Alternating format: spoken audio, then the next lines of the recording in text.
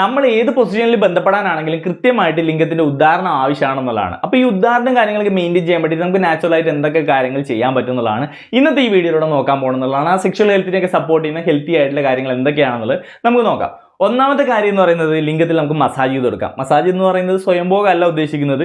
വളരെ സിമ്പിളായിട്ട് ആ ഒരു ലോവർ ഏരിയയിൽ നിന്ന് അപ്പർ ഏരിയയിലോട്ട് മസാജ് ചെയ്യുന്നതിലൂടെ ബ്ലഡ് സർക്കുലേഷൻ കാര്യങ്ങളൊക്കെ മെയിൻറ്റെയിൻ ചെയ്യാനും അതുവഴി കൃത്യമായിട്ടുള്ള ഉദാഹരണവും കാര്യങ്ങളൊക്കെ മെയിൻറ്റെയിൻ ചെയ്യാനും നമ്മളെ ഹെൽപ്പ് ചെയ്യുന്നു എന്നുള്ളതാണ്. മസാജ് ചെയ്യുമ്പോൾ ഒരു ഹെർബൽ മസാജ് ഓയിൽ തീർച്ചയായിട്ടും ഉപയോഗപ്പെടുത്താവുന്നതാണ്. നേച്ചർ മാനിയുടെ 100% ആയുർവേദിക് ആയിട്ട് ഹെർബൽ മസാജ് ഓയിൽ തീർച്ചയായിട്ടും നമുക്ക് ഉപയോഗപ്പെടുത്താം.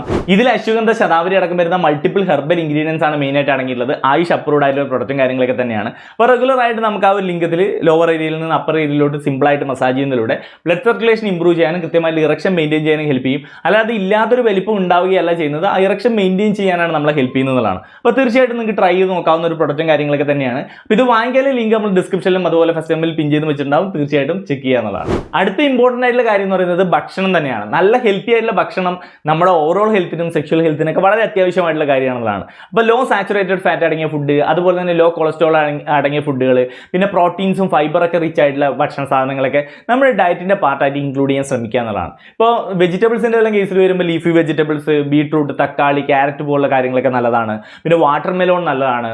പിന്നെ നമുക്ക് ഈ ആൽമണ്ട്, വാൾനട്ട് പോലുള്ള ഡ്രൈ ഫ്രൂട്ട്സുകൾ, നട്ട്സുകളൊക്കെ നല്ലതാണെന്നുള്ളതാണ്. അങ്ങനെയുള്ള കാര്യങ്ങളെല്ലാം നമ്മൾ ഡയറ്റിൻ്റെ പാർട്ടായിട്ട് ഇൻക്ലൂഡ് ചെയ്യാൻ വേണ്ടിയിട്ട് ശ്രമിക്കുക എന്നുള്ളതാണ്. പിന്നെ വന്നിട്ട് നമ്മൾ ശ്രദ്ധിക്കേണ്ടത് വെച്ചാൽ ബാഡ് ഹാബിറ്റ്സുകൾ കട്ട് ചെയ്യുക എന്നുള്ളതാണ്. അത് വളരെ വളരെ ഇമ്പോർട്ടൻ്റ് ആയിട്ടുള്ള കാര്യമാണ്. ഇപ്പോൾ സ്മോക്കിംഗ് ഒക്കെ കാര്യമായിട്ട് ചെയ്യുന്ന ആൾക്കാരുണ്ടാവും. സ്മോക്കിംഗ് എന്ന് പറയുന്നത് ഒരു ക്യാൻസർ മാത്രം വരുന്ന കാര്യമല്ല, നമ്മളെ ബ്ലഡ് ഫ്ലോനെ കാര്യങ്ങളൊക്കെ ബാധിക്കുകയും അത് നമ്മൾ ഉദാഹരണത്തെ കാര്യങ്ങളൊക്കെ സാരമായിട്ട് ബാധിക്കാം. സ്പേം കൗണ്ട്, ക്വാളിറ്റി ഒക്കെ സാരമായിട്ട് ബാധിക്കാവുന്ന ഹാബിറ്റാണ്. ഒരു തരത്തിൽ നമുക്ക് ഹെൽത്തി ആയിട്ടുള്ള ഒരു ശീലമല്ല സ്മോക്കിംഗ് പോലുള്ള കാര്യങ്ങൾ. അപ്പോൾ സ്മോക്കിംഗ് പോലുള്ള ബാഡ് ഹാബിറ്റ്സുകൾ കട്ട് ചെയ്യേണ്ടതാണ്. ആൽക്കഹോളും നമുക്ക് ബുദ്ധിമുട്ടുണ്ടാക്കുന്ന കാര്യമാണ്. സോ അത്തരത്തിലുള്ള ബാഡ് ഹാബിറ്റ്സുകൾ കട്ട് ചെയ്യുക എന്നുള്ളത് വളരെ വളരെ ഇമ്പോർട്ടൻ്റ് ആയിട്ടുള്ള കാര്യമാണെന്നുള്ളതാണ്.